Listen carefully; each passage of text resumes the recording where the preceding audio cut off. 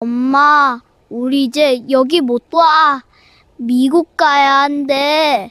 수목장 언덕 위 나무 한 그루 앞에 5살 쌍둥이 남매가 김밥 2줄을 가지런히 놓고 있었습니다. 아내 오주기를 맞아 수목장에 올라온 한 남자의 발걸음이 멈추었어요. 아이들이 엄마라고 부르며 김밥을 놓은 그 나무가 5년 전 세상을 떠난 자신의 아내 나무였기 때문이었죠. 그 순간 맑던 하늘에서 빗줄기가 쏟아지기 시작했습니다. 마치 누군가가 하늘에서 울고 있는 것처럼요. 도대체 이 아이들은 누구일까요? 무슨 운명의 장난이었을까요? 꼬일 대로 꼬여버린 5년간의 비밀이 이 비와 함께 쏟아지기 시작합니다. 오늘의 이야기 시작 전 구독과 좋아요 꾹 눌러주세요. 어디에서 듣고 계신지도 댓글 남겨주시면 그곳에 행복이 가득하기를 바라겠습니다. 그럼 지금부터 오늘의 이야기 시작하겠습니다. 한여름의 수목장은 온통 초록이었습니다. 나무마다 잎이 빼곡하게 우거져 있었고 매미소리가 사방에서 귀를 울렸어요. 한낮의 햇볕이 등짝을 찌르듯 내리쬐는 그 언덕을 검은 정장 차림의 남자 하나가 올라가고 있었습니다. 한 손에는 흰 국화 한 다발, 다른 손에는 양복 재킷을 걸치고 있었는데 셔츠 등이 땀에 젖어 달라붙어 있는데도 걸음을 늦추지 않았어요. 34살이라고는 믿기 어려울 만큼 볼이 깊게 패여 있었고 눈 아래로 짙은 그늘이 드리워져 있었습니다. 한길 그룹의 회장 진도겸, 1000억 단위의 그룹을 이끄는 사람의 얼굴이라기엔 생기라곤 찾아볼 수 없는 모습이었어요. 5년 전 이맘때 아내를 잃었고 뱃속에 있던 쌍둥이까지 함께 보냈습니다. 그 뒤로 도겸에게 여름은 매미소리조차 견디기 힘든 계절이 되었어요. 아내가 매미소리를 좋아했거든요. 창문 열어놓고 매미소리를 들으며 낮잠 자는 게 제일 행복하다고 말하던 사람이었습니다.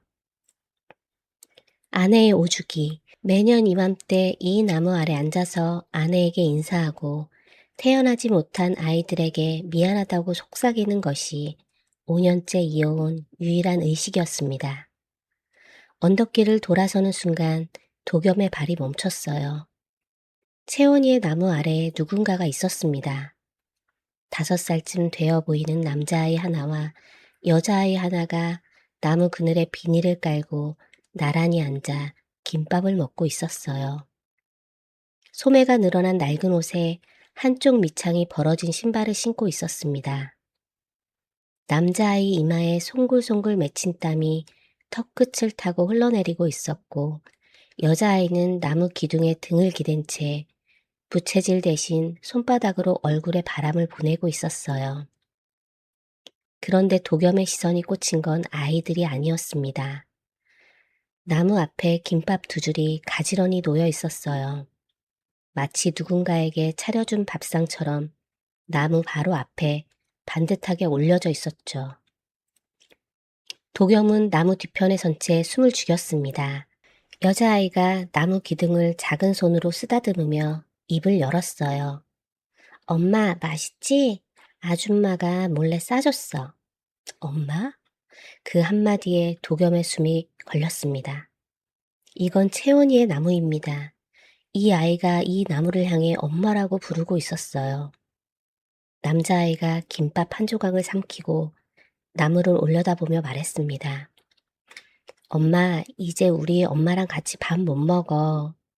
우리 미국 간대. 5살 입에서 나온 그 말에는 슬픔보다 체념에 가까운 무게가 실려 있었어요. 매미가 울었습니다. 아이들 사이로 바람 한 줄기 없는 무거운 침묵이 내려앉았고 나뭇잎 사이로 쏟아지는 햇볕만이 아이들의 작은 어깨 위에서 부서지고 있었어요. 그때 여자아이가 김밥을 내려놓더니 품 안을 뒤적거렸습니다.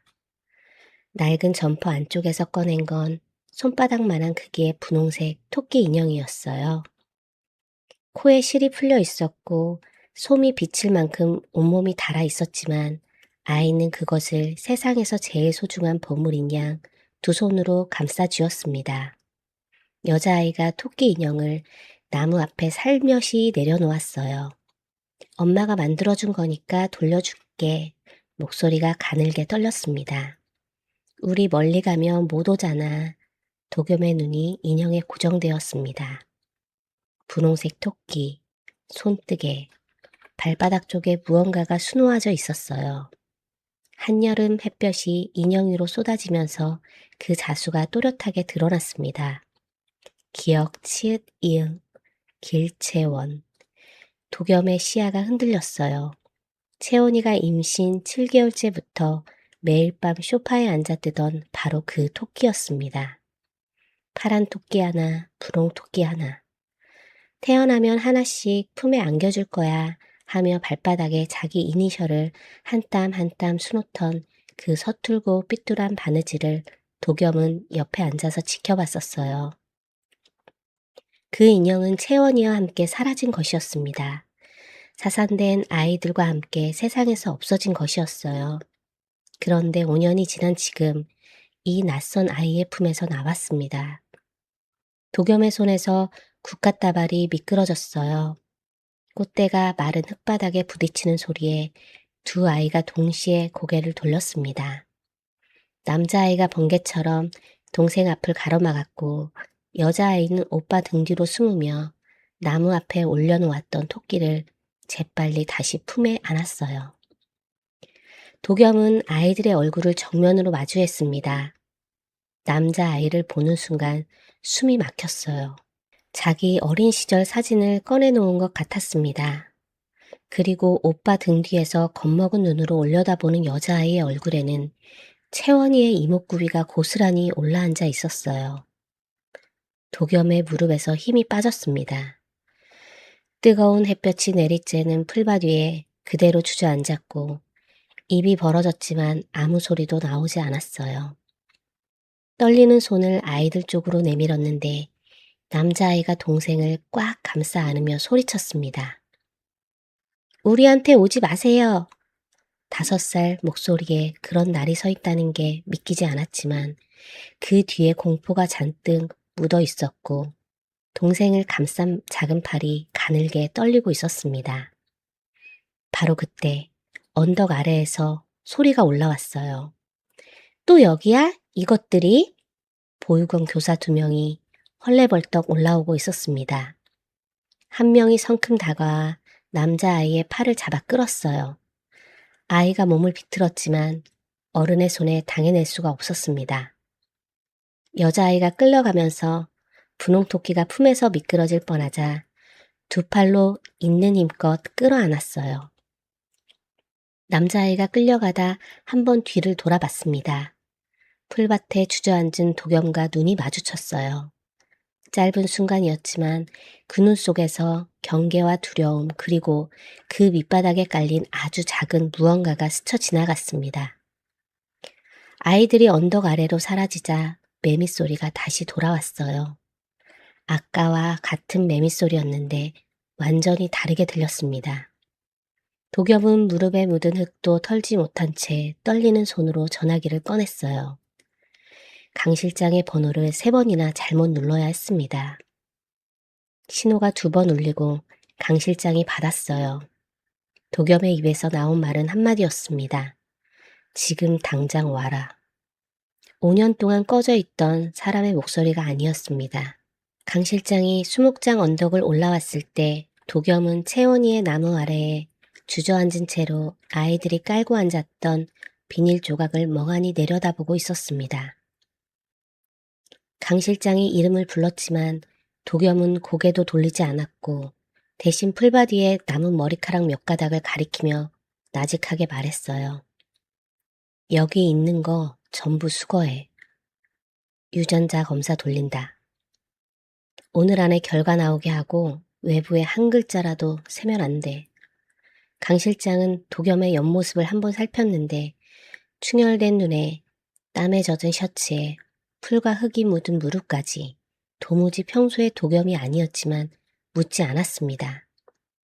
5년간 곁에서 지켜온 사람이라 도겸이 이런 눈을 할 때는 질문보다 행동이 먼저라는 걸 알고 있었거든요. 강 실장이 장갑을 끼고 풀밭 위에 머리카락과 김밥 부스러기가 묻은 비닐을 수거하는 동안 도겸은 남 앞에 서서 눈을 감았습니다.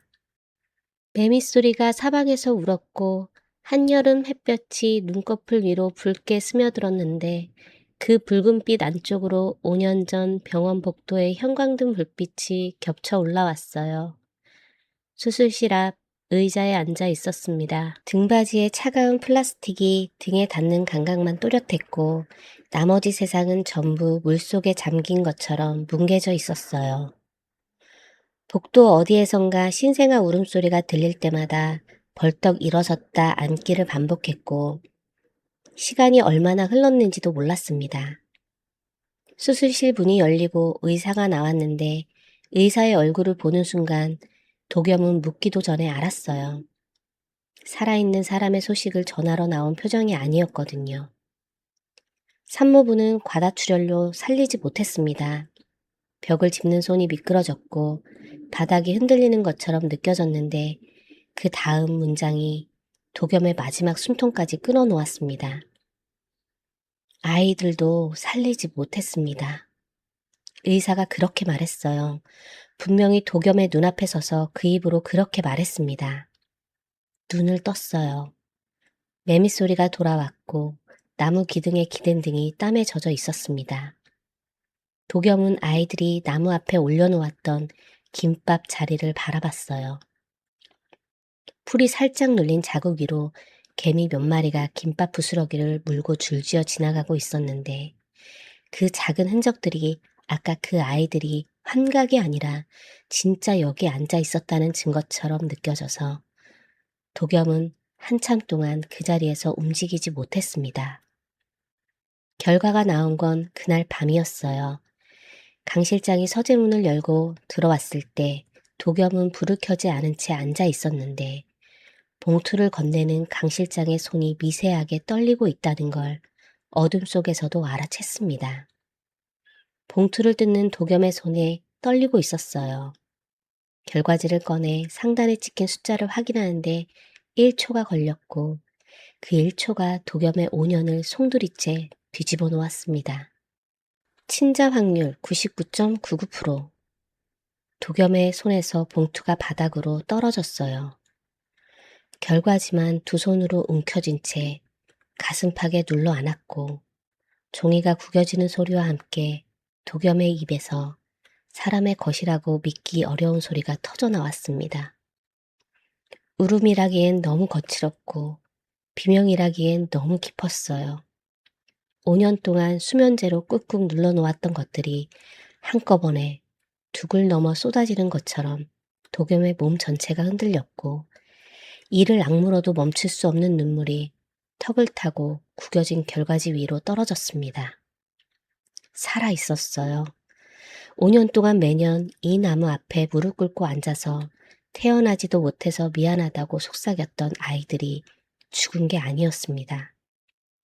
낡은 옷을 입고 밑창 낡은 신발을 신고 보육원에서 도시락을 싸들고 버스를 타고 이 언덕까지 올라와서 엄마 나무 앞에 김밥을 놓고 있었어요. 강 실장은 서재 문 앞에 선 채 고개를 깊이 숙이고 있었고 도겸이 울음을 쏟아내는 동안 단 한마디도 하지 않았습니다. 한참이 지나서야 도겸의 오열이 잦아들었는데 그 빈자리를 채운 건 슬픔이 아니었어요. 뱃속 가장 깊은 곳에서부터 끌어오는 것도 있었고 그것은 5년 만에 처음으로 느끼는 감정이었습니다. 분노였어요. 도겸이 젖은 얼굴을 들어 강 실장을 바라봤습니다. 사산이라고 했어. 의사가 내 눈 앞에서 그렇게 말했어. 그런데 아이들이 살아있어. 도겸의 목소리가 한 톤 낮아졌어요. 살아있는 아이들을 죽은 걸로 만든 놈이 있다는 뜻이야. 강 실장의 등줄기에 찬 기운이 흘렀습니다. 도겸이 자리에서 일어섰어요. 5년간 구부정하게 웅크려 있기만 했던 등이 곧게 펴졌고 어둠 속에서 서재창으로 들어오는 가로등빛을 받은 도겸의 눈에는 강 실장이 한 번도 본 적 없는 빛이 서려 있었습니다. 보육원 전부 뒤져라. 설립자가 누구인지, 후원금이 어디서 오는지, 아이들을 누가 데려왔는지 오늘 밤 안에 전부 내 책상 위에 올려. 강 실장이 허리를 깊이 숙이며 대답했습니다. 도겸은 강 실장이 나간 뒤에도 서재에 서서 어둠 속을 바라보고 있었어요. 도겸이 서재에서 밤을 새우고 있던 바로 그 시각, 도시 외곽의 한 보육원에서는 5살짜리 남자아이가 눈을 뜨고 있었습니다. 해뜬 보육원, 간판의 글씨는 반쯤 벗겨져 있었고 건물 외벽에는 빗물 자국이 줄줄이 내려와 있었는데 그래도 입구에 세워둔 알림판에는 사랑과 희망의 보금자리라는 글귀가 그럴싸하게 적혀 있었어요. 은찬이가 눈을 뜬 건 새벽 5시였습니다. 옆에 놓은 은별이의 숨소리를 확인하고 이불을 턱까지 끌어올려 덮어준 뒤 천장을 바라봤어요. 천장 구석에 곰팡이가 검게 번져 있었고 장마철이라 방 안 공기가 눅눅하게 가라앉아 있었는데 은찬이는 그 냄새에 익숙했습니다. 태어나서부터 맡아온 냄새였으니까요. 이 보육원에서 은찬이와 은별이는 이름이 없었습니다. 다른 아이들은 입소 기록이 있고 이름표가 붙은 서랍장이 있고 생일이 되면 미역국이라도 한 그릇 나왔지만 이 쌍둥이에게는 그런 게 하나도 없었습니다. 서류상 이 아이들은 이 보육원에 들어온 적이 없었고 이날에 태어난 적도 없었어요. 주민등록번호도 없고 출생 기록도 없는 세상 어디에도 존재하지 않는 유령이었습니다. 아이들을 유령으로 만든 건 송 원장이었어요.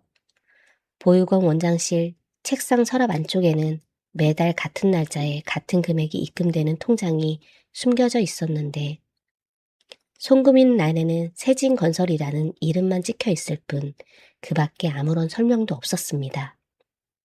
그 돈이 무엇의 대가인지는 송 원장만 알고 있었어요. 5년 전 어느 여름밤 낯선 남자가 갓난아이 둘을 담요에 싸서 보육원 뒷문으로 데려왔고 함께 온 봉투 안에는 현금 다발과 메모 한 장이 들어있었습니다. 기록 남기지 마라. 이름 올리지 마라. 존재하지 않는 아이로 키워라. 송 원장은 현금 다발의 두께를 손으로 가늠해 본 뒤 아무 말 없이 고개를 끄덕였고 그 뒤로 5년 동안 단 한 번도 의문을 품지 않았어요. 매달 통장에 돈이 들어오는 한 궁금할 것이 없었으니까요. 보육원에서 은찬이와 은별이가 받는 것은 다른 아이들과 달랐습니다. 밥은 다른 아이들이 먹고 남은 것이 돌아왔고 옷은 기증품 중에서도 아무도 집어가지 않는 것만 내려왔어요. 보육원 마당에서 아이들이 뛰어노는 시간에도 쌍둥이는 구석방에 있으라는 지시를 받았는데 혹시라도 외부 봉사자나 후원 단체 사람들의 눈에 띄면 안 되었기 때문이었습니다. 존재하지 않는 아이가 사진에 찍히거나 누군가의 기억에 남으면 곤란했으니까요. 은찬이는 그 모든 것에 불평하지 않았어요. 대신 동생을 지켰습니다. 은별이 목으로 나온 밥이 너무 적으면 자기 밥에서 반을 덜어 은별이 그릇에 넣었고 밤에 은별이가 추워서 떨면 자기 이불을 벗겨 동생 위에 덮어줬어요. 한여름에도 보육원 구석방은 해가 들지 않아서 습기가 벽을 타고 흘러내렸는데 은찬이는 은별이가 잠든 뒤 젖은 벽을 마른 수건으로 닦아내곤 했습니다. 5살짜리 손에 수건을 쥐어주면 벽의 절반도 닿지 않았지만 은찬이는 까치발을 들고 팔을 쭉 뻗어 닿는 데까지 닦았어요. 은별이가 기침하는 게 싫었거든요. 은별이는 밤마다 분홍토끼를 안고 잤습니다. 코에 실이 풀리고 솜이 비칠 만큼 낡았지만 은별이는 그 인형 없이는 잠들지 못했어요. 은찬이도 파란 토끼를 갖고 있었는데 은찬이의 토끼는 품에 안는 대신 늘 점퍼 안주머니에 넣고 다녔습니다. 그 토끼 안에 비밀이 하나 들어있거든요. 2년 전이었어요. 은찬이가 파란 토끼의 등솔기가 뜯어진 걸 꿰매려고 실과 바늘을 구해왔는데 솔기 사이로 손가락을 넣는 순간 솜 속에서 딱딱한 게 만져졌습니다. 접힌 종이 한 장이었어요. 은찬이는 글자를 읽을 줄 몰랐습니다. 같은 방을 쓰는 7살 누나에게 읽어달라고 부탁했더니 누나가 종이를 펼치고 또박또박 읽어줬어요. 엄마 이름은 길채원. 엄마가 있는 곳은 그 아래에 수목장 이름과 주소가 적혀 있었고 맨 끝에 한 줄이 더 있었습니다. 엄마가 너희를 얼마나 사랑하는지 꼭 기억해. 누나가 읽어주는 동안 은찬이는 단 한마디도 하지 않았어요. 종이를 돌려받아 다시 접어 토끼 안에 넣고 솔기를 꿰맸는데 바늘을 쥔 작은 손이 떨리고 있었습니다. 그날 밤 은찬이는 은별이가 잠든 뒤 이불 속에서 오래도록 눈을 감지 못했어요. 엄마, 그 단어를 은찬이는 알고 있었지만 한 번도 불러본 적이 없었습니다. 다른 아이들은 면회 오는 사람이 있거나 적어도 사진이라도 한 장 있었지만 은찬이에게 엄마는 토끼 인형 하나와 종이 위에 적힌 이름 석자뿐이었어요. 다음 일요일 은찬이는 은별이의 손을 잡고 보육원 뒤편 울타리에 난 틈으로 빠져나갔습니다. 주소를 외우고 있었어요. 7살 누나한테 글자를 하나하나 배워서 석 달 동안 주소 6글자를 머릿속에 새겨 넣었거든요. 버스 정류장에서 행선지판에 글자를 하나씩 대조해가며 버스를 골랐고 틀린 버스를 타서 엉뚱한 곳에 내린 적도 있었지만 은찬이는 포기하지 않았습니다. 5살짜리의 두 다리로 낯선 도시의 버스를 갈아타고 길을 물어가며 수목장 입구에 도착했을 때 은별이는 지쳐서 오빠 등에 엎여 있었어요. 수목장 안내판에서 엄마 이름을 찾아 언덕을 올라갔고 나무 아래에 달린 이름표에 길채원이라는 3글자가 적힌 걸 확인한 순간 은찬이의 작은 입이 벌어졌습니다. 은별이를 내려 나무 앞에 세우고는 두 손으로 나무를 감싸 안았어요. 나무 기둥이 한여름 햇볕에 따뜻하게 데워져 있었는데 은찬이는 그 온기가 엄마 체온인 것처럼 볼을 나무에 대고 한참을 서 있었습니다. 그 뒤로 매주 일요일이면 은찬이는 은별이 손을 잡고 그 언덕을 올랐어요. 보육원 영양사 아줌마가 유일하게 이 쌍둥이에게 마음을 쓰는 사람이었는데 일요일 아침마다 김밥을 말아 비닐에 싸주며 오늘 엄마 보러 가는 거지? 하고 물었고 은찬이가 고개를 끄덕이면 아줌마는 김밥을 넉넉히 4줄로 싸주었습니다. 2줄은 아이들 거, 2줄은 엄마 거. 아줌마도 그 나무 앞에 김밥을 올려놓는 아이들의 마음을 알고 있었던 거예요. 그 일요일이 도겸과 마주친 날이었습니다. 그리고 그로부터 사흘 뒤 송 원장이 구석방 문을 열고 들어와 아이들 앞에 쪼그리고 앉더니 보인 적 없는 웃음을 지으며 말했어요. 좋은 소식이야. 너희 미국 가게 됐어. 넓은 집에 좋은 엄마 아빠 만날 수 있어. 은별이가 오빠를 올려다봤습니다. 은찬이는 대답하지 않았어요. 송 원장의 그 웃음을 은찬이는 알고 있었거든요. 좋은 일이 있을 때 짓는 웃음이 아니라 귀찮은 일을 끝내려 할 때 짓는 웃음이라는 걸 5살짜리가 5년 동안 어른들의 표정을 읽으며 배운 거였습니다. 송 원장이 나간 뒤 은별이가 오빠의 소매를 잡아당겼어요. 오빠, 미국 가면 엄마 복 보러 가? 은찬이는 대답 대신 동생의 머리를 쓸어넘기고 점퍼 안주머니에서 파란 토끼를 꺼내 가슴에 꼭 안았습니다. 토끼 안에 들어있는 종이 위의 주소를 은찬이는 눈을 감아도 떠올릴 수 있었어요. 그 6글자가 이 세상에서 은찬이와 은별이를 엄마에게 이어주는 유일한 줄이었는데 미국에 가면 그 줄이 끊어진다는 걸 5살도 알고 있었습니다.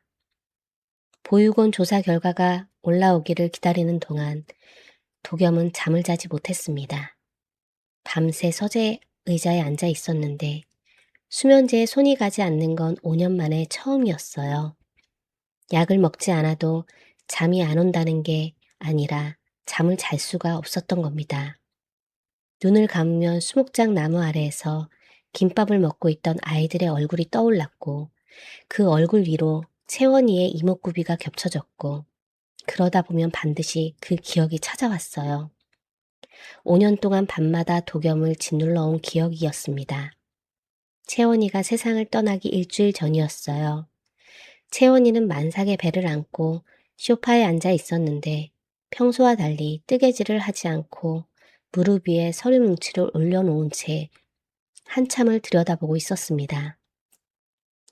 독염이 퇴근하고 돌아오자 채원이가 서류를 급히 덮었는데 그 동작이 어찌나 서두른지 종이 한 장이 소파 밑으로 미끄러져 들어갔어요. 독염은 대수롭지 않게 넥타이를 풀며 물었습니다. 뭐 보는 거야? 채원이가 잠깐 망설이더니 서류를 다시 꺼내 독염 앞으로 밀었어요. 세진건설의 공사 내역서였습니다. 독염은 장인의 회사 서류가 왜 여기 있냐고 물었고 채원이가 친정에 갔다가 아버지 서재에서 우연히 봤다고 대답했어요. 여기 이거 봐. 철근 수량이랑 실제 발주량이 안 맞아. 자재비도 견적이랑 너무 차이가 나고. 채원이의 목소리가 떨리고 있었습니다. 이거 전부 한길그룹 하청공사야. 우리 회사 이름으로 따낸 공사에서 아빠가 이러고 있었어.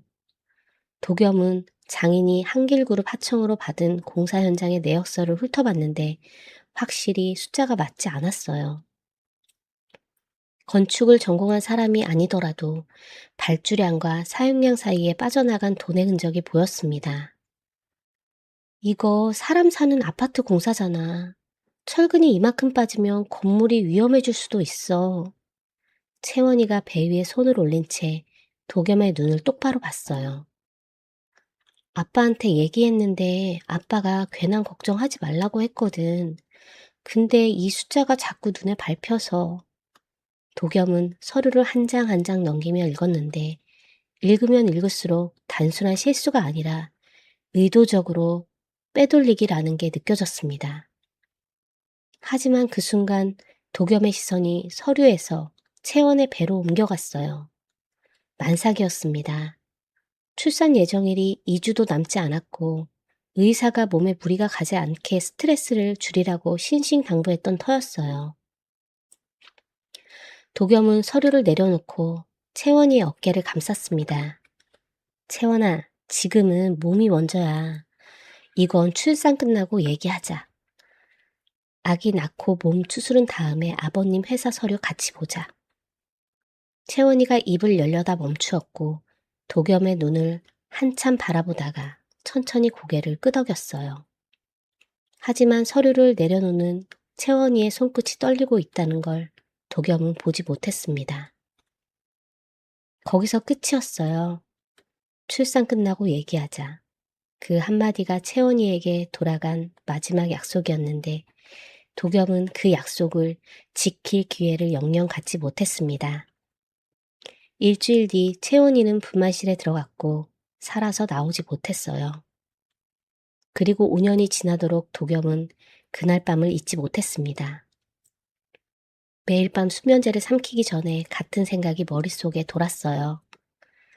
그때 서류를 바로 봤으면, 그날 밤 장인에게 전화를 했으면, 출산 끝나고가 아니라 지금 당장이라고 했으면 채원이가 죽지 않았을 수도 있지 않을까?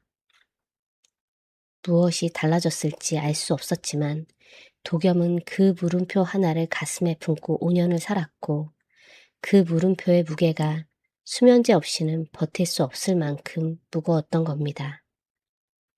서재에 앉아 그 기억을 되씹고 있을 때 문이 열리며 강 실장이 들어왔어요. 손에 서류 봉투를 들고 서 있었는데 표정이 심상치 않았습니다. 독염이 봉투를 받아 책상 위에 펼쳤어요. 해뜸 보육원 설립 및 운영 현황 보고서라는 제목이 맨 위에 찍혀 있었고 강 실장이 밤새 파헤친 내용이 수십 장에 걸쳐 정리되어 있었습니다. 독염의 눈이 첫 번째 페이지 상단에서 멈췄어요. 후원자 명단이었습니다. 최대 후원처 첫 줄에 적힌 이름은 세진건설이었고 대표자란에는 도겸이 세상에서 가장 잘 아는 이름 석자가 찍혀 있었습니다. 길종배. 도겸의 손가락이 그 이름 위에서 멈췄어요. 장인이었습니다. 5년 동안 매년 아내의 기일이면 함께 수목장에 올라가 나란히 나무 앞에 서서 눈물을 흘렸던 사람. 사위의 어깨를 감싸며 채원이가 하늘에서 보고 있을 거다라고 위로했던 사람. 도겸이 수면제에 쩔어 폐인처럼 살아가는 동안 유일하게 곁에 남아 걱정하는 척했던 사람의 이름이 아이들이 유령처럼 살아온 보육원의 후원자 명단 첫 줄에 찍혀 있었습니다. 강 실장이 조심스럽게 입을 열었어요. 후원금이 매달 같은 날짜에 같은 금액으로 5년간 빠짐없이 입금되어 있었습니다. 설립 시기도 5년 전 여름이고 아이들이 입소된 시기와 정확히 일치합니다. 도겸은 대답하지 않았어요. 서류를 쥔 손이 떨리고 있었는데 그 떨림은 슬픔이 만든 게 아니었습니다. 5년 전 채원이가 보여준 서류가 떠올랐어요. 철근 수량이 안 맞는다며 떨리는 손으로 내밀었던 그 서류. 아빠한테 얘기했는데 괜한 걱정 말라고 했다며 불안해하던 채원이의 눈. 그리고 도겸 자신이 했던 말. 출산 끝나고 얘기하자. 그 말 한마디가 채원이의 입을 막았고 채원이의 입이 막힌 사이에 누군가가 아이들을 죽은 것으로 만들었습니다. 도겸이 서류 위에 길종배라는 이름을 손가락으로 짚었어요. 강 실장. 네. 장인어른 최근 동선 파악해라. 그리고 5년 전 채원이가 입원했던 병원 원장이 누군지, 원장이랑 세진건설 사이에 거래 내역이 있는지 전부 뒤져. 도겸이의 목소리에는 감정이 실려 있지 않았어요. 오히려 그래서 더 무서웠습니다. 분노가 끌어넘치면 목소리가 올라가는 법인데 도겸의 목소리는 바닥까지 가라앉아 있었거든요. 강 실장이 나간 뒤 도겸은 서류에 길종배 이름 위에 손가락을 올려놓은 채 한참을 앉아 있었습니다. 5년 전 채원이가 이 사람의 비리를 발견했을 때 도겸이 한 일은 출산 끝나고 얘기하자는 것뿐이었어요. 그 한마디가 5년이라는 시간 동안 도겸을 짓눌러 왔는데 이제 그 한마디의 무게가 완전히 달라졌습니다. 채원이가 그날 밤 불안해했던 이유가 서류를 내려놓으면서 손끝이 떨렸던 이유가 지금에서야 맞춰지기 시작한 거였어요. 보육원 후원자 명단에서 장인 어른의 이름을 확인한 지 사흘이 지났습니다. 도겸은 그 사흘 동안 저택 밖에서 나가지 않았고 강 실장이 올려보내는 조사 보고서를 읽고 또 읽으며 퍼즐 조각을 맞춰가고 있었어요. 세진건설과 병원 사이의 거래 내역, 보육원 설립 지점과 아이들 입소 지점의 일치, 5년간 끊긴 적 없는 후원금까지 모든 선이 한 사람을 향해 모여들고 있었지만 도겸은 아직 움직이지 않았습니다. 손에 쥔 패가 충분하지 않았고 무엇보다 도겸은 직접 확인하고 싶은 게 하나 있었어요. 5년 동안 옆에서 같이 울어준 그 사람의 눈을 다시 보고 싶었습니다.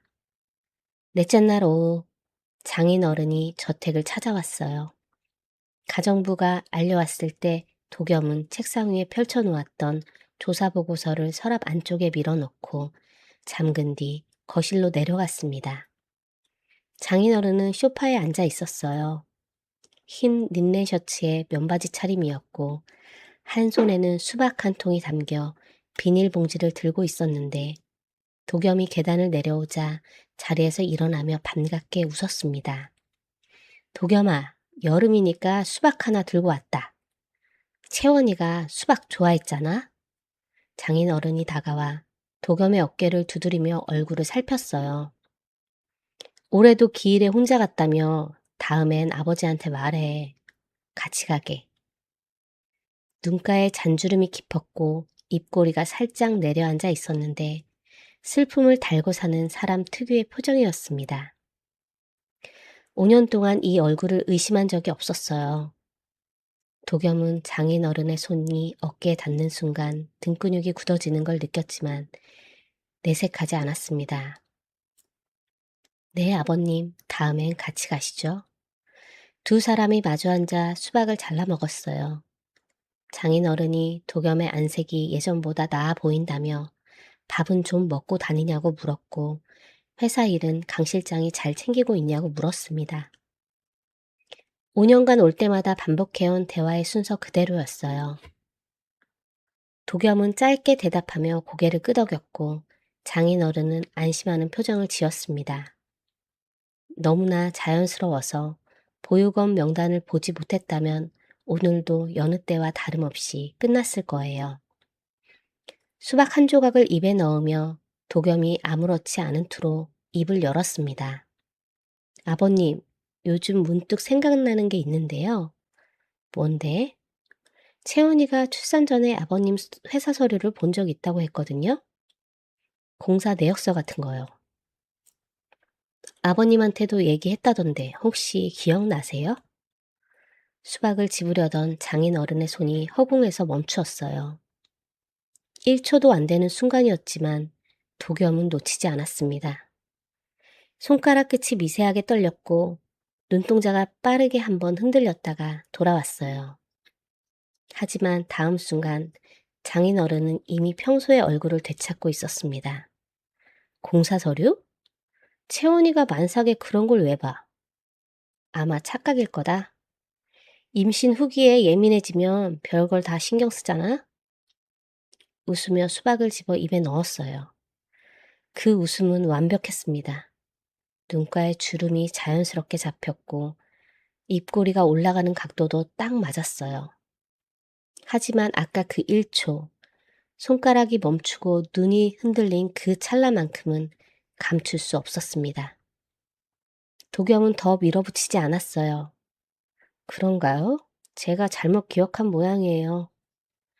사위 덕분에 올해도 현장 3개나 새로 땄고 항상 고맙게 생각하네.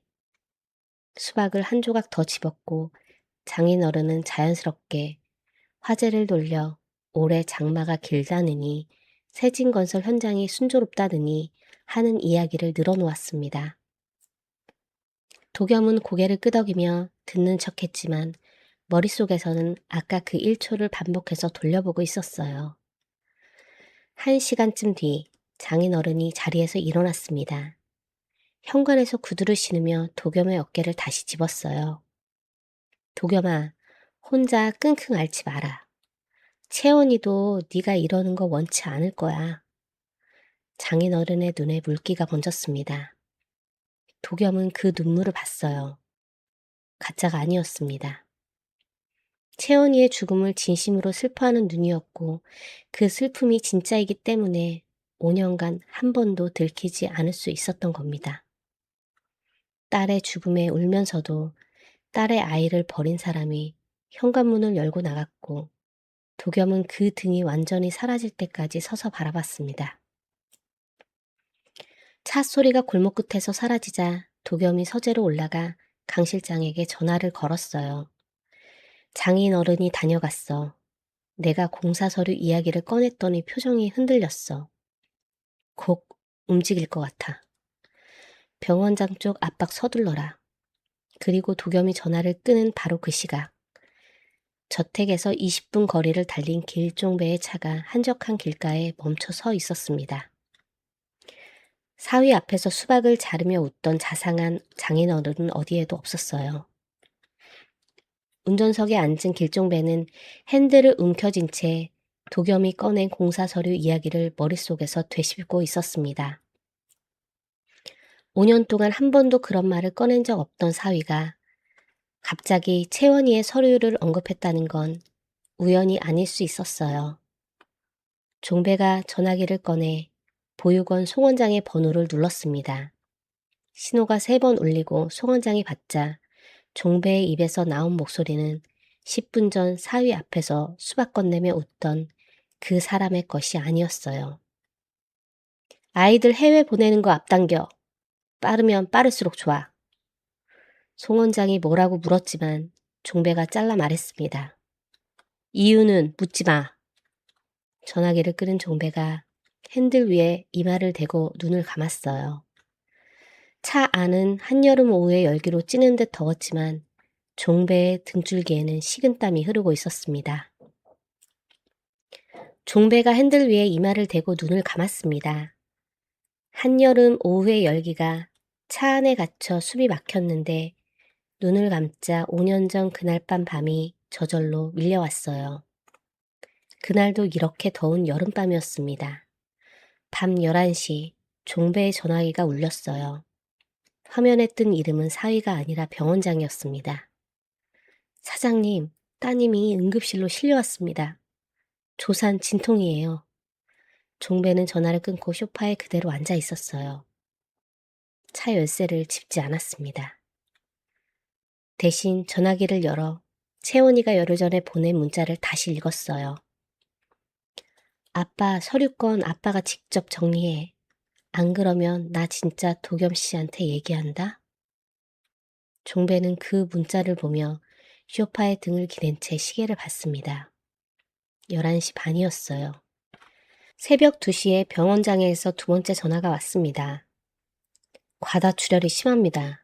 수혈 중인데 상태가 안 좋습니다. 종배는 한마디도 하지 않고 전화를 끊었어요. 소파에서 일어나지도 않았습니다.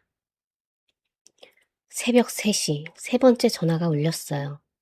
산모분이 출혈을 버티지 못하고 돌아가셨습니다. 종배가 소파 팔걸이를 짚으며 천천히 몸을 일으켰습니다. 아이들은 무사히 태어났습니다. 종배는 그제서야 차 열쇠를 집어들었어요. 병원에 도착한 건 새벽 3시 반이었습니다. 복도를 돌아서자 빈 병실 하나에 불이 켜져 있었고 문을 열자 도겸이 침대에 누워 있었어요. 눈이 감겨 있었고 얼굴에 핏기가 없었습니다. 곁에 선 간호사에게 물었어요. 사이가 아이들 이야기는 들었소? 아닙니다. 산모 소식 듣고 바로 쓰러지셔서 진정제 놓았습니다. 아이들 상태는 아직 전달을 못했어요. 종배는 도겸의 얼굴을 잠깐 내려다보다가 병실 문을 닫고 나왔습니다. 복도를 걸었어요. 구두 소리가 텅 빈 복도에 울렸고 그 발이 멈춘 곳은 신생아실 앞이었습니다. 유리 너머로 인큐베이터에 줄지어 있었고 맨 끝 자리에 나란히 누운 아기 둘이 보였어요. 남자아이가 잠결에 임을 오물거리고 있었고 여자아이는 작은 주먹을 꽉 쥔 채 자고 있었습니다. 종배는 유리에 손을 대지 않았어요. 한 발짝 떨어진 자리에서 아이들을 보다가 주머니에서 전화기를 꺼내 병원장에게 걸었습니다. 아이들 출생 직후 사망 기록으로 바꿔. 오늘 밤 안에 보육원으로 넘기고. 전화기 너머에서 병원장의 숨소리가 멈추었어요. 사장님, 그건 병원 신축할 때 오간 것들 장부에 다 있어. 짧은 침묵 뒤에 알겠습니다. 한마디가 돌아왔습니다. 종배는 전화를 끊고 유리창 앞에서 돌아섰어요. 복도를 걸어 나가는 구두 소리가 멀어져 갔고 신생아실 형광등 불빛만 유리 위에 차갑게 남았습니다. 1시간 뒤 병원장이 신생아실로 내려왔어요. 간호사 2명을 불러 기록 수정을 지시했고 한 명은 고개를 숙인 채 시키는 대로 했지만 옆에 있던 김수경 간호사는 키보드 앞에서 손이 움직이지 않았습니다. 수경은 채원이의 분만을 처음부터 끝까지 옆에서 지켜본 사람이었어요. 채원이가 수술실에 들어올 때 토끼 인형 2개를 품에 안고 있었는데 진통이 심해지자 수경이 받아서 옆에 올려놓았습니다. 채원이는 의식이 흐려지면서도 인형 쪽으로 손을 뻗으며 중얼거렸어요. 아이들한테 꼭 전해줘요. 그 손이 인형에 닿기 직전에 힘없이 떨어지는 걸 수경은 바로 옆에서 봤습니다. 병원장이 나간 뒤 수경은 수술실에서 토끼 인형 2개를 가져와 신생아실로 갔어요. 인큐베이터 안에 누운 아이들의 이불을 조심스럽게 들추고 파란 토끼를 남자아이 옆에, 분홍토끼를 여자아이 옆에 넣어줬습니다. 수경이 할 수 있는 건 이게 전부였어요. 새벽 5시, 보육원에서 온 승합차가 병원 뒤편 주차장에 멈추었습니다. 쌍둥이가 담요에 쌓여 차에 실렸고 이불 속에 숨겨진 토끼 인형 2개도 아무도 모르는 채 함께 실려갔어요. 승합차의 후미등이 어둠 속으로 작아지는 걸 수경은 병원 창문에서 내려다보고 있었습니다. 그리고 그날 아침이었어요. 도겸이 병실에서 눈을 떴을 때 의사가 머릿맡에 서 있었습니다. 잠에서 깨자마자 도겸이 물은 첫 마디는 아이들이었어요. 아이들은요? 의사가 도겸의 눈을 마주치지 못하고 고개를 살짝 돌리며 대답했습니다. 출생 직후 호흡을 하지 못해서 아이들도 살리지 못했습니다. 도겸의 얼굴에서 마지막 남아있던 빛이 꺼졌어요. 아내도 아이도 전부. 도겸의 5년은 그렇게 시작되었습니다. 핸들 위에 이마를 대고 있던 종배가 고개를 들자 앞유리 너머로 한여름 오후의 햇빛이 쏟아지고 있었습니다. 종배는 이마에 맺힌 땀을 손등으로 닦고 시동을 걸었어요. 차가 출발했고 5년 전 그날 밤은 다시 어둠 속으로 들어갔습니다. 그 주 저녁 뉴스에 세진건설이라는 이름이 나왔습니다. 3년 전에 세진건설이 지은 경기도의 한 아파트 지하주차장 벽이 갈라졌다는 소식이었어요. 화면에 갈라진 콘크리트 벽이 비쳤고 벌어진 틈 사이로 녹슨 철근이 빠져나와 있었습니다. 기자가 현장에서 마이크를 잡고 주민들 인터뷰를 하고 있었는데 한 아주머니가 아이 안고 살았는데 이게 무너지면 어쩌냐며 울먹이는 모습이 이어졌어요. 도겸은 저택 거실 소파에 앉아 그 뉴스를 보고 있었습니다. 해당 건물 공사 당시 인부 사망 사고까지 있었으나 단순 사고사로 처리되어 재조사 요구까지 나오고 있었습니다. 화면에 찍힌 갈라진 벽 위로 5년 전 채원이의 목소리가 겹쳐 들렸어요. 이거 사람 사는 건물이야. 철근이 이만큼 빠지면 위험해. 도겸이 리모컨을 내려놓았습니다. 채원이가 서류를 내밀며 떨리는 목소리로 말하던 그날 밤이 떠올랐고 출산 끝나고 얘기하자며 넘겼던 자기 목소리가 그 위에 덮였어요. 채원이가 목숨 걸고 알리려 했던 게 바로 저 갈라진 벽이었습니다. 도겸은 TV를 끄고 강 실장에게 전화를 걸었어요. 병원장 동선 파악됐지? 내가 직접 간다. 다음날 아침 도겸은 채원이가 출산했던 병원 앞에 차를 세웠습니다. 5년 만에 다시 밟은 곳이었어요. 차에서 내려 현관으로 걸어가는 동안 발걸음이 무거웠는데 5년 전 새벽에 구급차 뒤를 따라 이 현관으로 뛰어 들어왔던 기억이 발끝에 남아 있었기 때문이었습니다. 그때는 채원이를 살려달라고 소리치며 뛰어 들어왔는데 오늘은 입을 꾹 다문 채 걸어 들어왔어요. 접수실을 지나 2층 원장실 앞에 섰습니다. 문을 두드리지 않고 손잡이를 잡아 돌렸어요.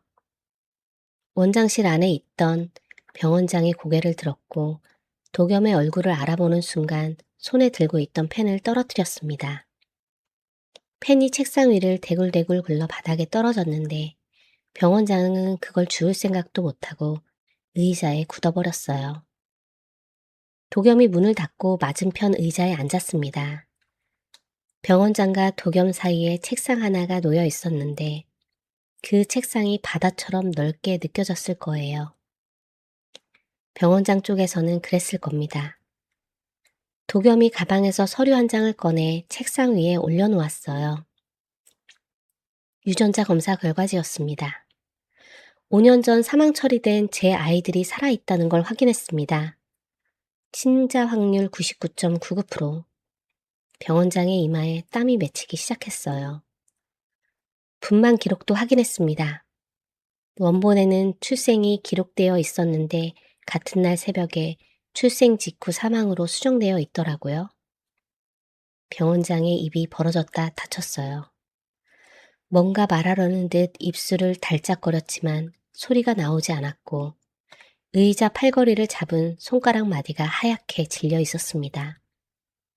도겸은 서두르지 않았어요. 한마디 한마디 또렷하게 말했습니다.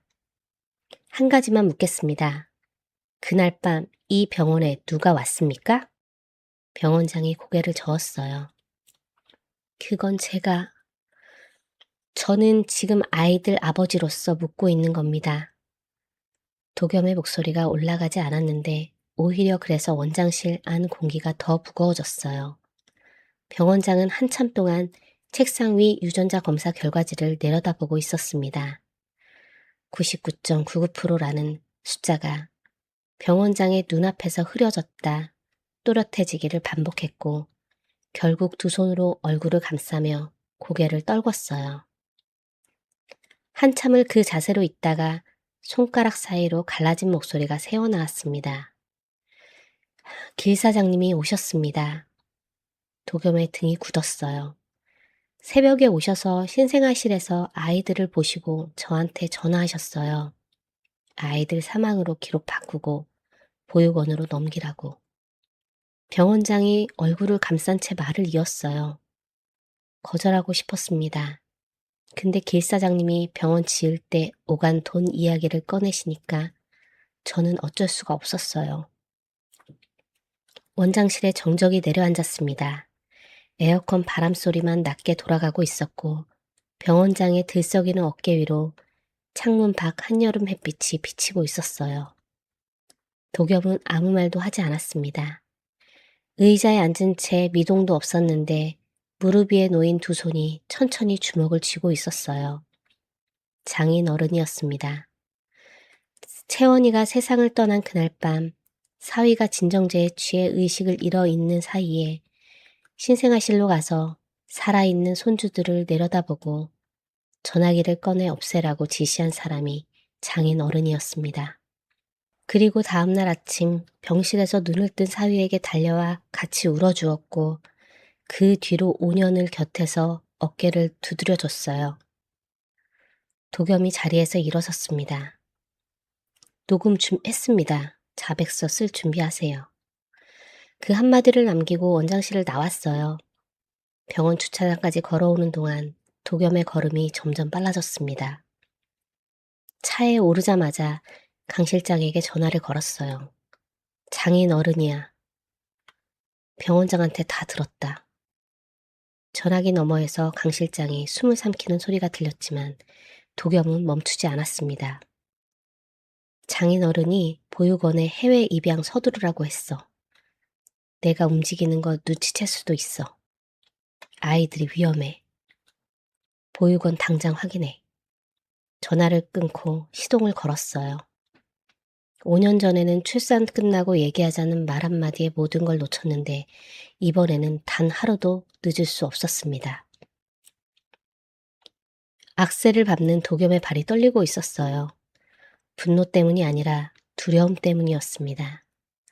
또 늦으면 아이들을 영영 잃을 수도 있다는 공포가 발끝에서부터 올라오고 있었어요. 그날 밤이었습니다. 도겸이 병원장을 만나고 차를 몰고 있던 바로 그 시각, 해뜬 보육원 앞에 검은 승합차 한 대가 소리 없이 멈춰섰어요. 밤 10시가 넘은 시간이었고 보육원 건물에는 불이 거의 꺼져 있었는데 원장실에만 환하게 켜져 있었습니다. 승합차에서 건장한 남자 둘이 내렸어요. 보육원 뒷문에서 송 원장이 기다리고 있었고 남자들에게 고개를 끄덕이며 복도 안쪽을 가리켰습니다. 보육원 아이들은 전부 잠든 시간이었어요. 복도에 아이들 슬리퍼가 줄지어 놓여 있었는데 방마다 고른 숨소리가 새어나오고 있었고 남자들은 그 복도를 지나 맨 끝 구석방 앞에 섰습니다. 쌍둥이가 자는 방이었어요. 문을 열었습니다. 방 안은 어두웠고 구석에 깔린 낡은 이불 위에 두 아이가 나란히 누워 있었어요. 은별이가 분홍토끼를 품에 안은 채 새근새근 자고 있었고 은찬이는 동생 옆에 바짝 붙어 누워 있었습니다. 문이 열리면서 복도 불빛이 방 안으로 비쳐 들어왔고 그 빛이 은찬이의 눈꺼풀 위를 건드렸어요. 은찬이가 눈을 떴습니다. 낯선 남자들의 그림자가 문 앞에 서 있었어요. 은찬이의 몸이 얼어붙었습니다. 어둠 속에서도 그 그림자들이 보육원 선생님이 아니라는 걸 바로 알 수 있었어요. 덩치가 너무 컸고 서 있는 모양이 달랐거든요. 은찬이가 재빨리 은별이의 어깨를 흔들었습니다. 은별이가 잠에서 덜 깬 눈으로 오빠를 올려다봤는데 은찬이가 입에 손가락을 대며 고개를 저었어요. 소리 내지 마. 말로 하지 않아도 통하는 신호였습니다. 5년 동안 이 보육원에서 둘이서 만들어 온 신호였어요. 하지만 이미 늦었습니다. 남자 한 명이 방 안으로 들어서더니 아무 말 없이 은찬이의 팔을 잡아 끌었어요. 은찬이가 몸을 비틀며 발버둥 쳤습니다. 놔요! 놔요! 5살 목소리가 어두운 방 안에서 터져나왔지만 어른의 한 손이 아이의 온 힘보다 강하다는 건 바꿀 수 없는 것이었어요. 다른 남자가 은별이를 번쩍 들어올렸습니다. 은별이가 놀라서 울음을 터뜨렸고 품에 안고 있던 분홍토끼가 이불 위로 떨어졌어요. 은별이가 남자의 팔 안에서 몸을 비틀며 손을 뻗었습니다. 토끼, 내 토끼! 울면서 손을 뻗었지만 닿지 않았고 남자는 아이를 안은 채 돌아보지도 않고 방을 나갔어요. 은찬이가 그걸 봤습니다. 잡혀 끌려가면서도 눈은 이불 위에 떨어진 분홍 토끼를 보고 있었어요. 은찬이가 몸을 확 비틀어 남자의 소나기에서 한쪽 팔을 빼냈습니다. 빠진 팔을 뻗어 이불 위에 분홍 토끼를 움켜쥐었는데 다시 남자의 손이 은찬이의 허리를 잡아 들려 올렸어요. 하지만 은찬이의 손에는 분홍토끼가 꽉 쥐어져 있었습니다. 복도로 끌려 나오면서 은찬이가 앞에서 울고 있는 은별이에게 인형을 내밀었어요. 별아, 여기. 은별이의 작은 손이 오빠가 내미는 토끼를 더듬어 잡았고 가슴에 꼭 끌어안았습니다. 남자들은 아이들을 보육원 뒷문으로 데리고 나갔어요. 뒷문 앞에서 송 원장이 팔짱을 끼고 서 있었는데 끌려가는 아이들을 한번 내려다보고는 남자들에게 고개를 끄덕였습니다. 은찬이가 끌려가면서 송 원장을 올려다봤어요. 5년 동안 밥을 주고 방을 주고 대신 존재를 지어온 사람의 얼굴에는 미안함이라고는 한 점도 없었습니다. 아이들이 승합차 뒷좌석에 실렸어요. 문이 덜컥 닫히자 차 안이 어두워졌습니다. 담배 냄새와 가죽 냄새가 뒤섞인 공기가 코를 찔렀고 시트가 아이들 몸에 비해 너무 커서 몸이 이리저리 미끄러졌어요. 승합차가 출발했습니다. 운전석의 남자가 시계를 보고 악셀을 밟았는데 자정 전에 공항에 도착해야 했거든요. 뒷좌석에서 은별이가 울다 지쳐 흐느끼고 있었고 은찬이는 어둠 속에서 동생의 손을 더듬어 찾아 꼭 잡았습니다. 은별이의 차갑고 작은 손가락이 오빠의 손을 움켜쥐었고 다른 한 손에는 분홍토끼가 가슴에 눌려 있었어요. 은찬이가 동생의 귀에 입을 대고 속삭였습니다. 괜찮아, 오빠가 있잖아. 자기도 무섭고 자기도 떨리고 있었지만 동생 앞에서만큼은 흔들리지 않으려는 5살짜리의 속삭임이 흔들리는 차 안에서 가늘게 떨렸어요. 차창 밖으로 가로등 불빛이 규칙적으로 스쳐 지나갔고 그 빛이 아이들의 젖은 얼굴 위를 지나갈 때마다 눈물 자국이 번들거렸습니다. 승합차가 공항 고속도로에 진입했어요. 바로 그때 도겸의 전화가 울렸습니다. 강 실장이었어요. 회장님, 보육원에 아이들이 없습니다. 1시간 전에 승합차 한 대가 보육원을 빠져나갔고 공항 방향으로 향하고 있습니다. 도겸의 손이 핸들 위에서 하얗게 질렸어요. 경호 차량 전부 공항 고속도로로 보내. 내가 직접 간다. 핸들을 꺾고 고속도로로 진입로로 방향을 잡았습니다. 악셀을 끝까지 밟자 엔진이 울부짖으며 차가 밤의 도로 위로 뛰어나갔어요. 어딘가 이 도로 위에서 5살짜리 아이 둘이 낯선 남자들의 차에 실려 공항을 향해 달려가고 있었고, 도겸은 5년 전에 놓친 것을 이번에는 절대 놓치지 않겠다는 생각뿐이었습니다. 공항 고속도로 위에서 한길 그룹 경호 차량 수십 대가 승합차를 에워쌌습니다. 앞을 막고 옆을 조이고 뒤를 끊었어요. 빠져나갈 틈이 없었고 승합차의 타이어가 비명을 지르며 가드레일 앞에 멈춰 섰습니다. 경호원들이 브로커들을 차에서 끌어내 도로 위에 무릎을 꿇렸고 도겸이 승합차 뒷문 앞에 섰어요. 문이 열리자 뒷좌석 구석에 은찬이가 은별이를 껴안은 채 떨고 있었습니다. 은찬이가 올려다봤어요. 수목장에서 봤던 그 아저씨를 알아본 눈이었는데 경계심이 아직 풀리지 않았습니다. 도겸은 차 안으로 들어가지 않았어요. 문 앞에서 무릎을 꿇고 앉아서 승합차 바닥에 굴러다니던 파란 토끼를 집어 두 손으로 들어 보여줬습니다. 이거 내 거지? 가져가. 은찬이가 한참을 바라보다가 천천히 손을 뻗어 토끼를 받아들었어요.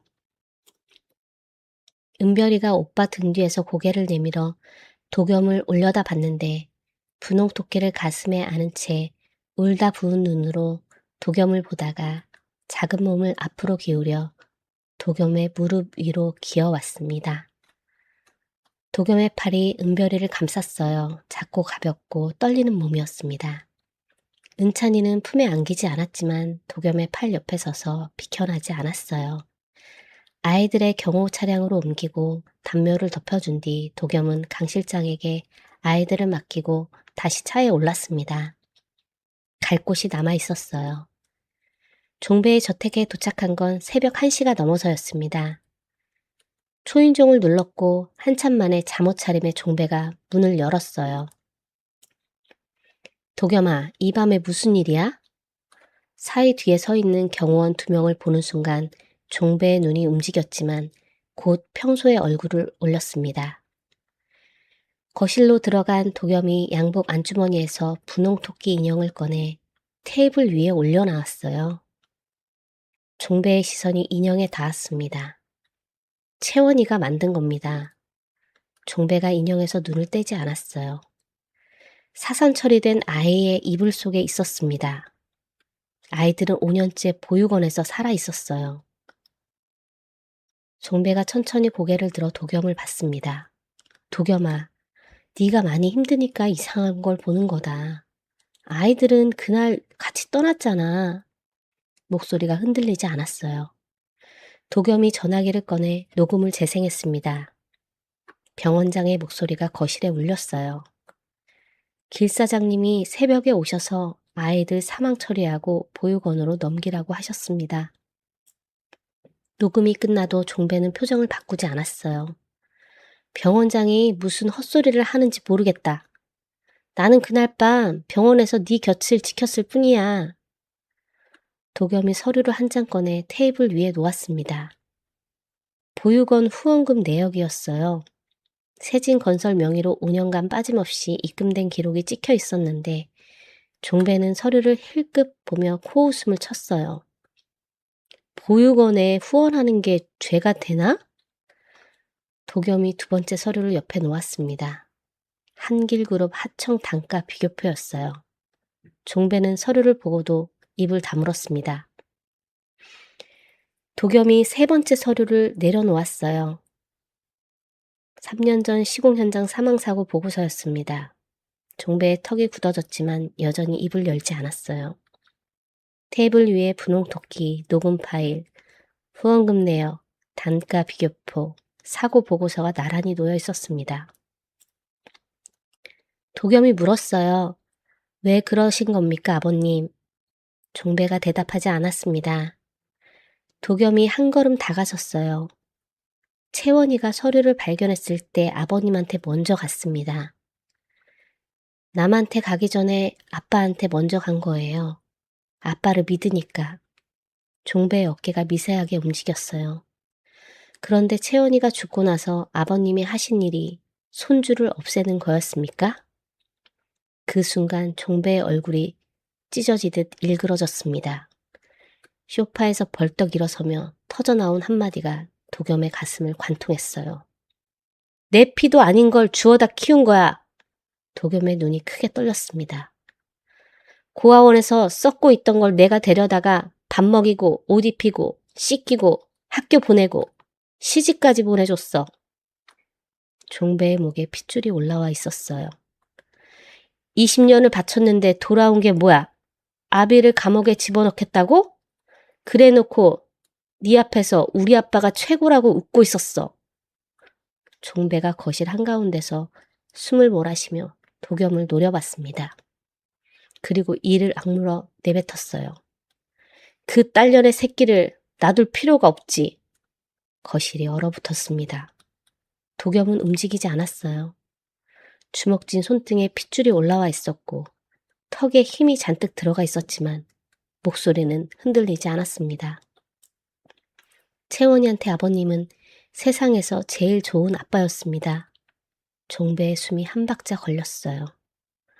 채원이가 아버님 이야기할 때마다 웃었거든요. 우리 아빠 최고라고.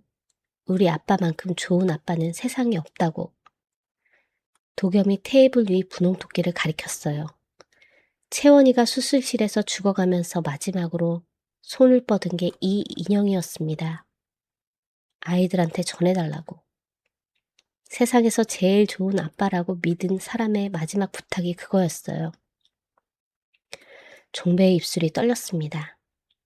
하지만 나온 건 고개 숙인 사과가 아니라 한 발짝 뒤로 물러서며 내지른 소리였어요. 내가 뭘 잘못했다고. 나도 살아야 하잖아. 그때 현관에서 발소리가 들렸고 형사들이 거실로 들어왔습니다. 수갑이 종배의 손목 앞에 올려졌을 때 종배가 팔을 뿌리치며 버둥거렸어요.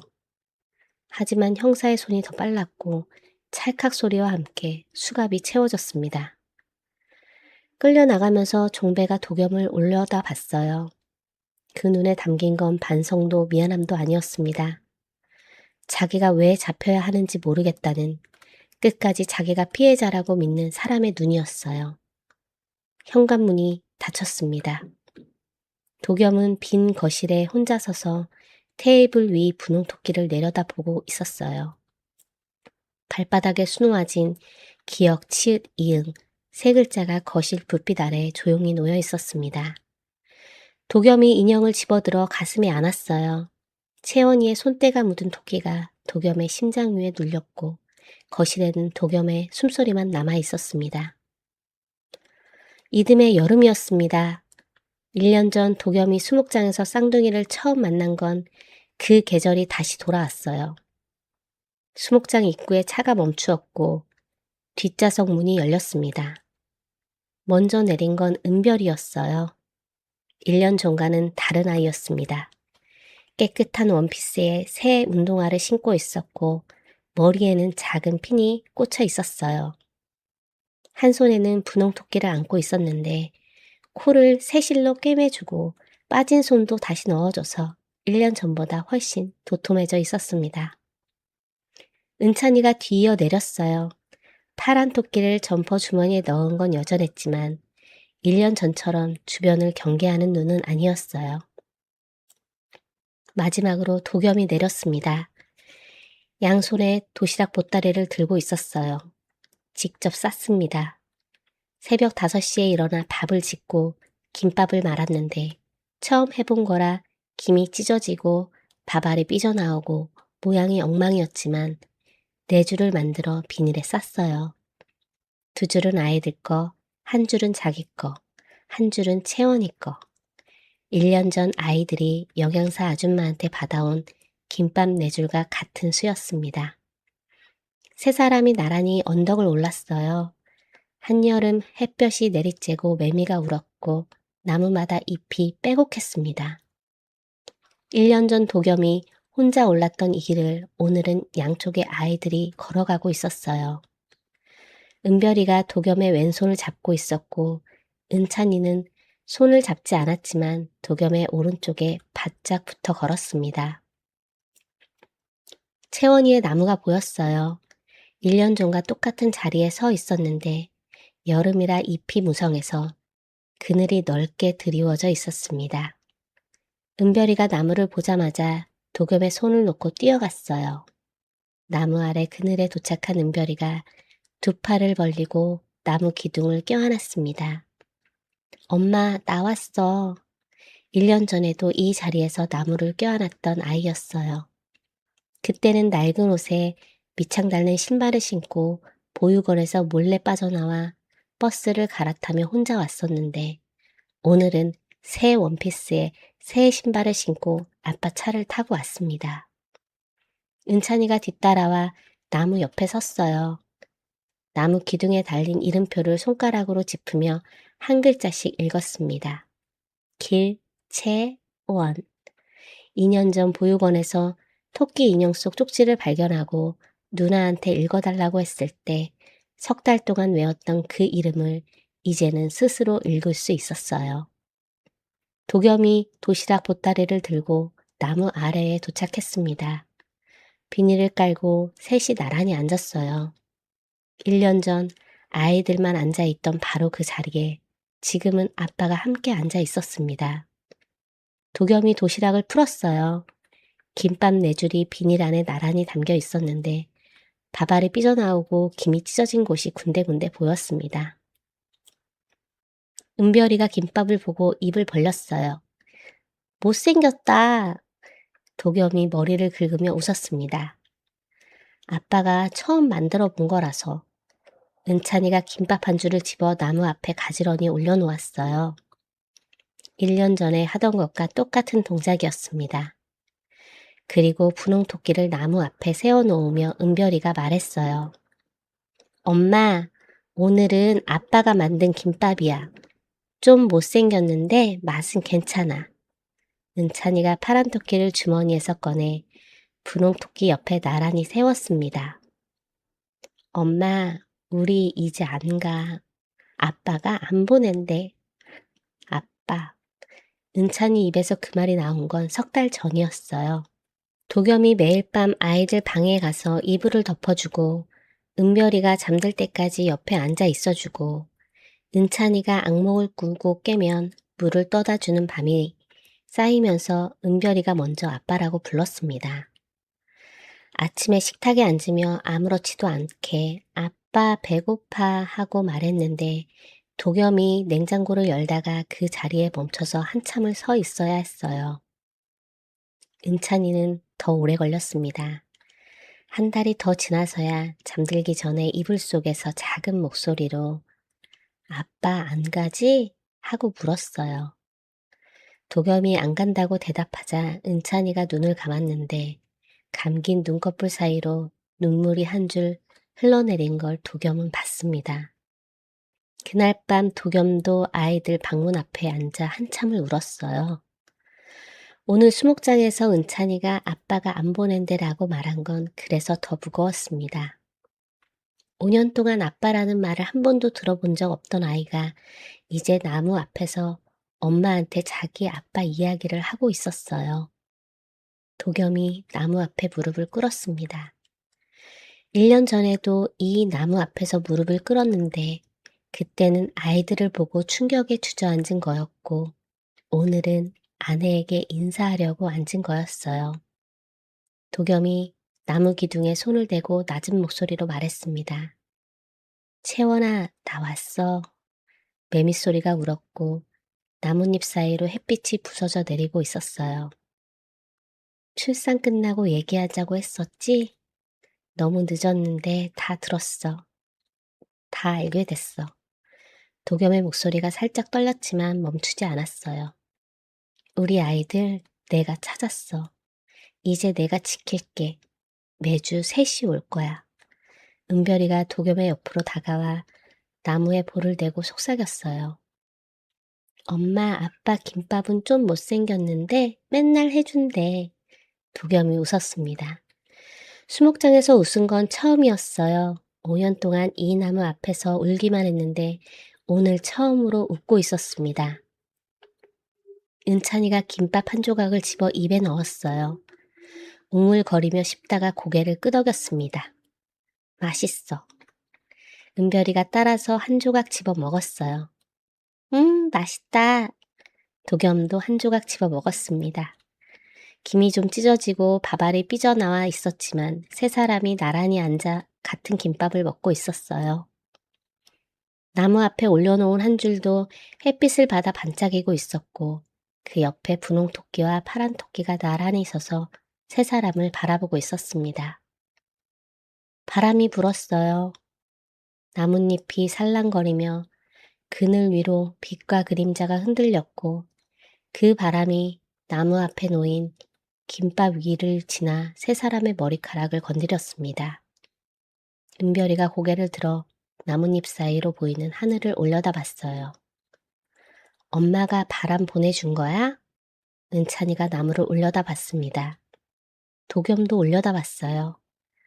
나뭇잎 사이로 쏟아지는 한여름 햇빛이 세 사람의 얼굴 위로 부서지고 있었고 매미소리가 사방에 울었고 채원이의 나무 아래는 그늘이 시원하게 바람이 좋았습니다. 1년 전 이 나무 아래에서 아이들이 둘이서 김밥을 먹고 있었어요. 엄마랑 같이 밥 못 먹는다고, 멀리 간다고 토끼 인형을 나무에 올려놓으며 울었습니다. 오늘 같은 나무 아래에서 같은 김밥을 먹고 있는데 자리가 하나 더 늘었어요. 못생긴 김밥을 만들어 온 사람의 자리가. 도겸이 나무에 등을 기대고 양쪽에 아이들이 기대 앉았습니다. 한여름 오후의 그늘이 세 사람을 감싸고 있었고 매미소리와 바람소리와 아이들이 김밥 먹는 소리가 섞여 수목장 언덕 위로 퍼져나갔어요. 채원이의 나무는 잎이 무성했고 그 잎들이 만들어주는 그늘 아래에 세 사람은 한참 동안 자리를 뜨지 않았습니다. 오늘의 이야기 어떠셨나요? 부모가 자식에게 해줄 수 있는 가장 큰 사랑은 해준 것을 세지 않는 것이라고 합니다. 밥을 먹이고 옷을 입히고 학교를 보내고 시집장가를 보내면서 그 모든 것을 당연하게 해주는 것이 사랑이고 그걸 장부에 적어두었다가 언젠간 꺼내드는 순간 그건 거래가 되어버립니다. 살아오시면서 여러분도 느끼셨을 거예요. 내 자식이 내 뜻대로 되지 않을 때 내가 이만큼 해줬는데 하는 말이 목구멍까지 올라왔던 순간이 한 번쯤은 있으셨을 겁니다. 하지만 그 말을 삼킨 분들이 계실 거예요. 삼켜야 한다는 걸 세월이 가르쳐줬으니까요. 자식은 내가 만든 작품이 아니라 잠깐 맡아 키우는 하늘의 선물이고 선물의 대가를 매기는 순간 그 관계는 무너지기 시작한다는 걸 인생의 구비를 돌아오신 여러분은 이미 알고 계실 겁니다. 진짜 사랑은 기억되지 않는 곳에서 빛이 납니다. 새벽에 일어나 말없이 지은 밥 한 끼, 아픈 몸 이끌고 나간 일터에서 가져온 월급봉투, 자식 앞에서는 안 아픈 척 웃어 보이던 그 얼굴. 그런 것들은 장부에 적히지 않지만 자식의 마음 가장 깊은 곳에 평생 남아 있습니다. 지금 당장은 모를 수 있어요. 아프다고, 나중에 하겠다고 전화 한 통 못하는 자식들이 야속하실 수도 있습니다. 하지만 언젠가 그 아이들도 부모가 되고 세월의 무게를 등에 지는 날이 오면 그때 비로소 알게 될 거예요. 엄마 아빠가 왜 그랬는지, 그 사랑이 얼마나 크고 무거운 것이었는지를요. 여러분이 조건 없이 쏟아오신 그 사랑은 절대 사라지지 않습니다. 지금 이 순간에도 여러분의 자식들 삶 곳곳에 여러분의 손때가 묻어 있고 그것이 보이지 않는 곳에서 그 아이들을 지키고 있을 거예요. 오늘 이야기가 가슴에 와 닿으셨다면 구독과 좋아요를 눌러주시고 곁에 계신 소중한 분들께도 이 이야기를 나눠주세요. 여러분이 남겨주시는 따뜻한 댓글 한 줄이 저희에게는 큰 힘이 됩니다. 늘 건강이 최고입니다. 식사 거르지 마시고 오늘 하루도 편안하시길 바랍니다. 지금까지 인생 한편 드라마였습니다. 감사합니다. 영상이 좋았다면 구독과 좋아요, 하이프 눌러주세요.